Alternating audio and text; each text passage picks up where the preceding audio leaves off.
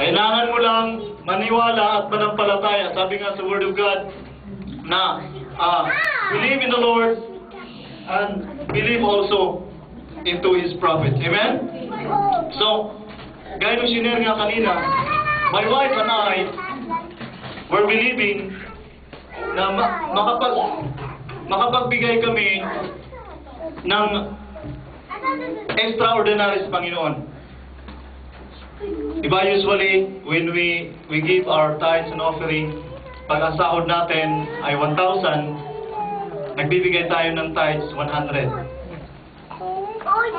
But more than that, parang hirap na tayo, Sister Arlene, Brother No, parang nahirapan na tayong, posible pa kaya kung makapagbigay ng tithes ng 200, 300, 400?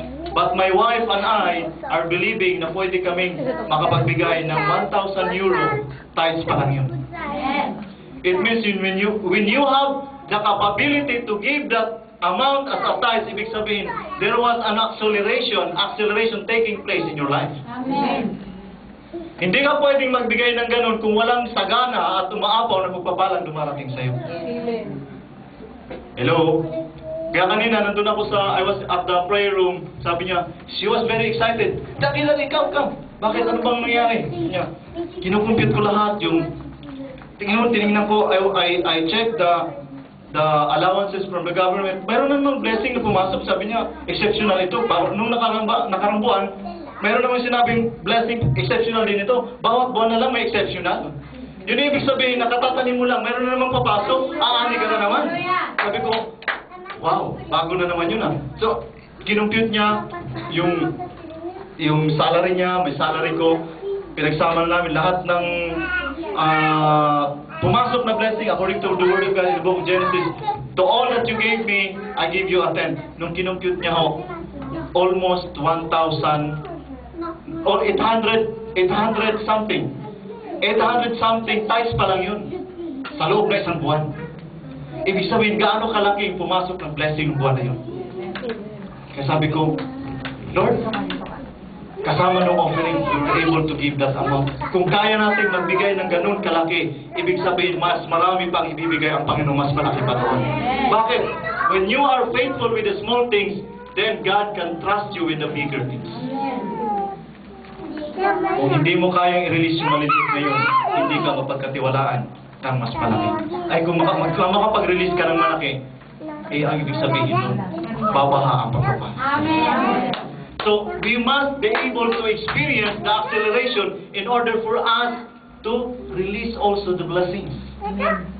Kaya kung pag nakapag-accelerate ka na, there are a lot of people na binibless ng Lord, tumirik na doon. Amin, tumirik. Hindi na makausad, nalulunod na sa pagpapala. When the Lord started to bless you, because the Word of God says in the book of Amos, time will come that there will be an acceleration. And I release that anointing today, that the anointing of acceleration will take place upon your life in the name of Jesus. Kung naranasan namin yung acceleration, nag-umpisa sa head yan sa ulo, ang anointing bababayan sa katawan, sa body of Christ.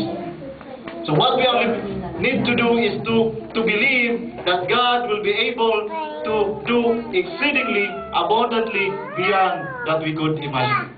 Amen? Ang sabi ho dun sa book of the same scripture in the book 9:13 in NLT version, the time will come, says the Lord, when the grain and grapes will grow faster than they can be harvested. Nakuha niyo yun? Maganda ko sa NLT version, sabi niya, when the time will come, says the Lord, ang Lord may sabi nito, when the grain and grapes will grow faster than they can be harvested. Mas mabilis pa. Bago pa nga ma-harvest, tutok. Saan galing yun? Saan galing yun? Bigla na lang susulpot yung magpapala sa buhay. Alam mo yun, naniwala kayo doon?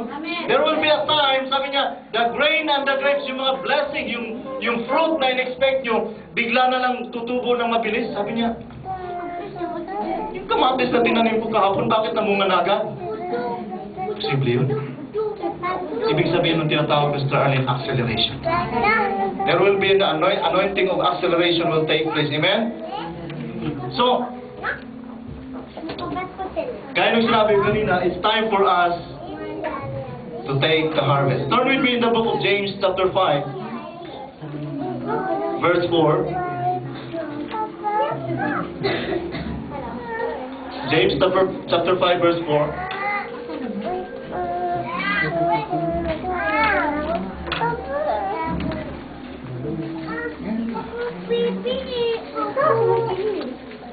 Ano po ba tayo?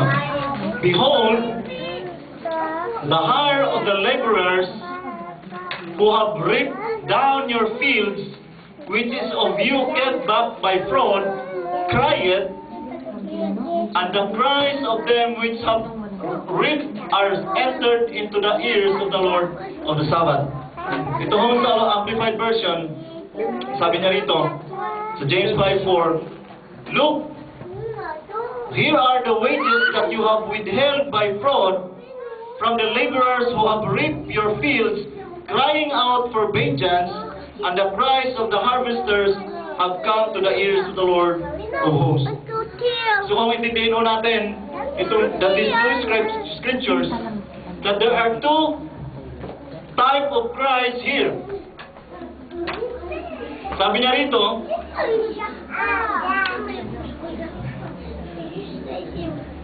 behold, the hire of the laborer who have reaped down your fields, which is of you kept back by fraud.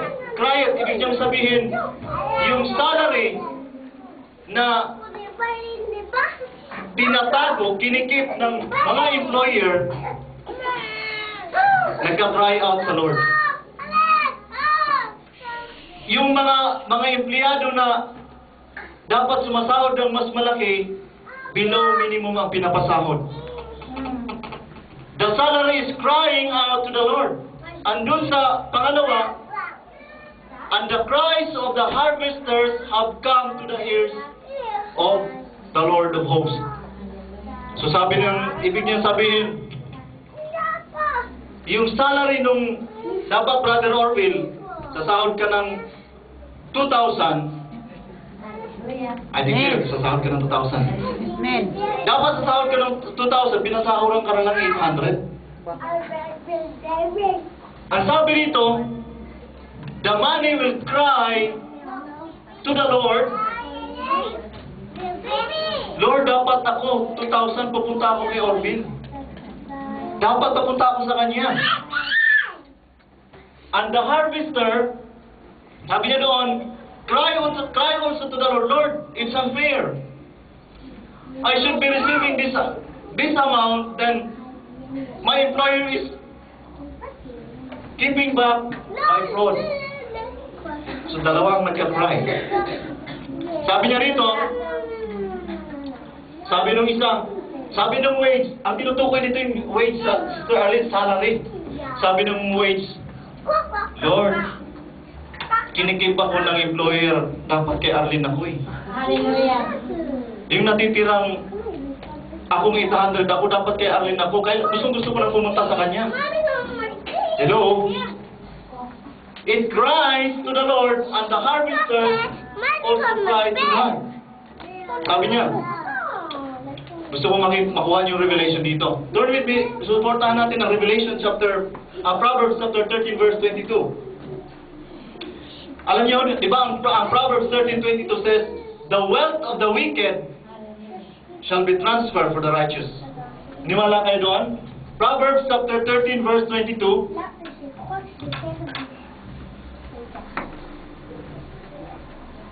A good man leaveth an inheritance to his children's children, and the wealth of the sinner is laid up for the just. Gusto kong tingnan nyo ang explanation sa Amplified Version. A good man leaves an inheritance of a moral stability and goodness to his children's children, and the wealth of the sinner finds its way eventually into the hands of the righteous for whom it was laid up. Take note, sabi niya, the wealth of the sinner find its way eventually. Sabi niya, saan kaya ako? Alam ko pag may-ari ako ni Sister Love. Alam ko pag may-ari ako ni Sister Josie. Alam ko pag may-ari ako ni Sister Denia, he finally